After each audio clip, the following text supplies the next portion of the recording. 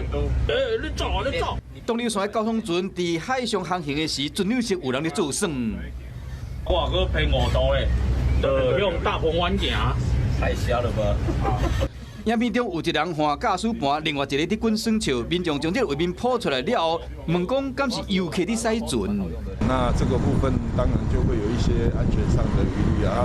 船公司调出监视器画面，讲迄一到是这个民众要拍推广小琉球观光的影片，这个入去驾驶室当时驶船的是这个驾驶。当我本人发誓绝对没无此事。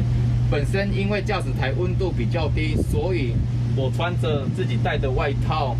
用变时之前外套来背回轮机长讲，当时伊嘛在场。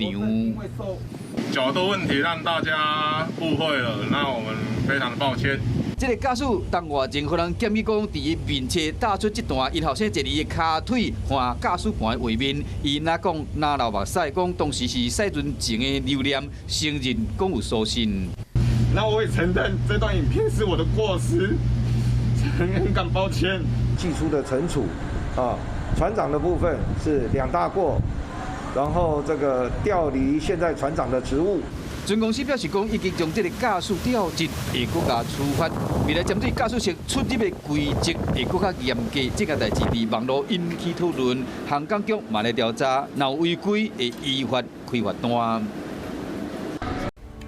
我是陈雅玲，想要跟我一起从零掌握天下事吗？赶紧按下华视新闻 YouTube 频道的订阅按钮，开启小铃铛，跟我一起探讨公共议题，给您最专业的华视新闻。